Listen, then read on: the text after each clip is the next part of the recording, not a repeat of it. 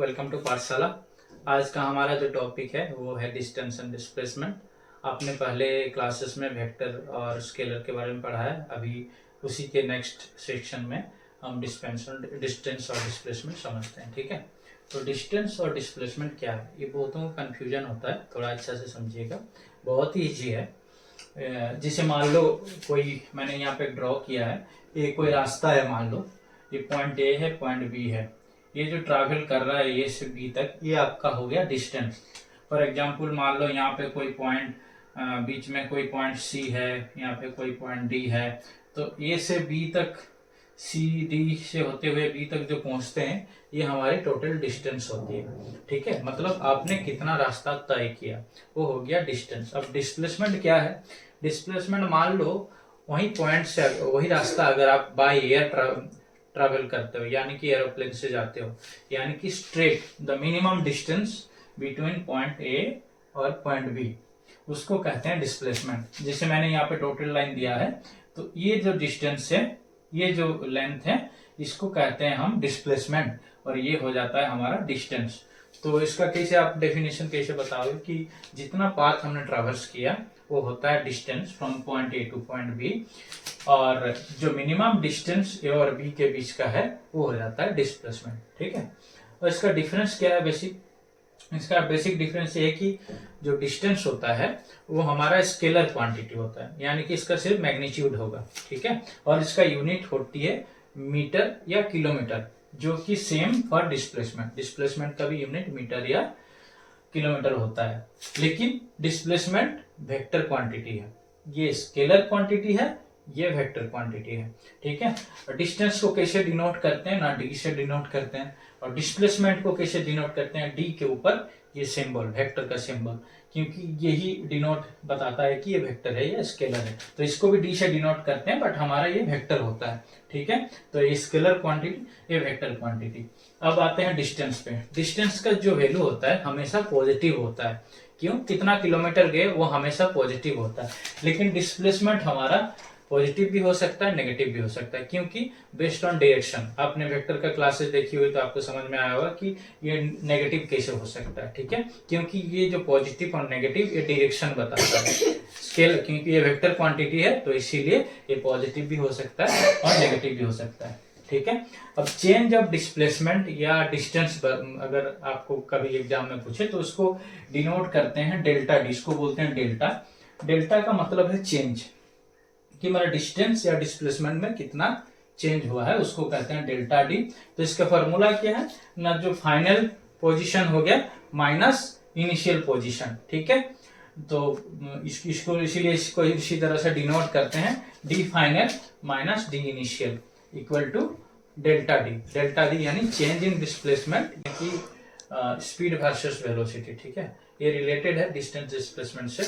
जैसे कि हमने समझा क्या कि पॉइंट ए से जो पॉइंट बी तक जाने के लिए पूरा रास्ता ट्रैवर्स करते हैं वो होता है हमारा डिस्टेंस, और जो शॉर्टेस्ट डिस्टेंस होता है पॉइंट ए से पॉइंट बी का, उसको कहते हैं डिस्प्लेसमेंट। तो इसी से रिलेटेड है स्पीड और वेलोसिटी। स्पीड क्या होता है ना, जो हमारा डिस्टेंस, जैसे ए से बी तक का ट्रैवर्स करते समय हम जिस स्पीड में जाते हैं, यहाँ की rate of change in distance, मतलब हमारा जो मूवमेंट होता है या ऑब्जेक्ट का पॉइंट ए से बी के बीच जो मूवमेंट होता है एक ऑब्जेक्ट का, उसका जो मूवमेंट का जो रेट होता है, यानी कि जो हम जनरल टर्म में स्पीड बोलते हैं, उसको हम स्पीड बोलते हैं। ये एक स्केलर क्वांटिटी है, यानी कि इसका सिर्फ मैग्नीट्यूड होता है, और इसको हम किससे डिनोट करते हैं? इसका यूनिट ना मीटर पर सेकेंड। ठीक है, इसका यूनिट होता है, तो इसको कहते हैं हम स्पीड। वेलोसिटी क्या है? वेलोसिटी इज द रेट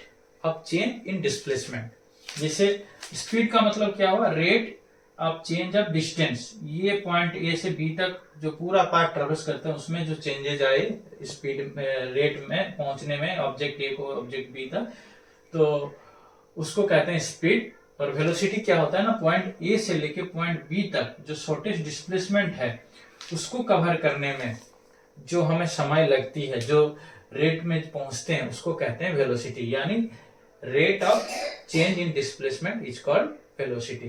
तो वेलोसिटी क्या हो गया, क्योंकि ये डिस्प्लेसमेंट से रिलेटेड है तो ये एक वेक्टर क्वांटिटी हो गया और स्पीड एक आपका स्केलर क्वांटिटी हो गया। अब स्पीड हमारा जीरो या नेगेटिव नहीं हो सकता है, हमेशा कुछ ना कुछ पॉजिटिव वैल्यू होता है, लेकिन वेलोसिटी हमारा पॉजिटिव, नेगेटिव या जीरो तीनों हो सकते हैं, क्योंकि ये वेक्टर क्वांटिटी है लेकिन ये स्केलर क्वांटिटी है। ठीक है, अब इसका डिफरेंस में आप क्या लिखोगे, डिफरेंस में यही है कि rate of change in distance is called speed और rate of change in displacement is called velocity. ठीक है, और स्पीड एक स्केलर क्वांटिटी है, वेलोसिटी एक वेक्टर क्वांटिटी है। स्पीड आपका जीरो या नेगेटिव नहीं हो सकता, बट वेलोसिटी जीरो, नेगेटिव और पॉजिटिव भी हो सकता है। दोनों का यूनिट है मीटर पर सेकेंड। वेक्टर को हम लोग, वेलोसिटी को हम v, और चूंकि ये वेक्टर क्वांटिटी है इसके ऊपर हम ये एरो देते हैं तो इस तरह से रिप्रेजेंट करते हैं, और स्पीड को नॉर्मल v से लिखते हैं। हमने क्या समझा डिस्टेंस और डिस्प्लेसमेंट में, कि हम इसको d से डिनोट करते हैं, और एक भी सिंबल जनरली मैथमेटिकल टर्म में यूज करते हैं फिजिक्स में, वो होता है s। डिस्टेंस को s से डिनोट करते हैं, डिस्प्लेसमेंट को s से, लेकिन चूंकि ये वेक्टर है इसलिए ये एरो देते हैं। तो मान लो कि हमारा कोई डिस्टेंस या डिस्प्लेसमेंट जो है s है, तो हम इसका स्पीड या वेलोसिटी कैसे निकालेंगे, फॉर्मूला क्या है ना, रेट ऑफ चेंज, मतलब क्या होता है कि समय के साथ क्या परिवर्तन हो रहा है डिस्टेंस या डिस्प्लेसमेंट में। तो क्या लिखते हैं, जैसे ये मान लो स्पीड है तो v equal to s by t. S मतलब हो गया डिस्टेंस, टाइम मतलब कितना पूरा समय लगा पॉइंट ए से बी पहुंचने में, उससे डिवाइड कर देंगे तो हमारा स्पीड निकल जाएगा। वही वेलोसिटी में क्या है ना, इसको वेलोसिटी चूंकि वेक्टर है तो इस तरह से डिनोट करते हैं v equal to, this is displacement, क्योंकि यहाँ पे एरो लगा हुआ है तो ये डिस्प्लेसमेंट है, पॉइंट ए से बी का जो डिस्प्लेसमेंट है divided by time, point A से पॉइंट बी पहुंचने में जो टाइम लगा उससे डिवाइड कर दोगे तो हमारा ये वेलोसिटी निकल जाता है। होप ये आपको समझ में आया होगा। मिलते हैं नेक्स्ट क्लास में। Thank you.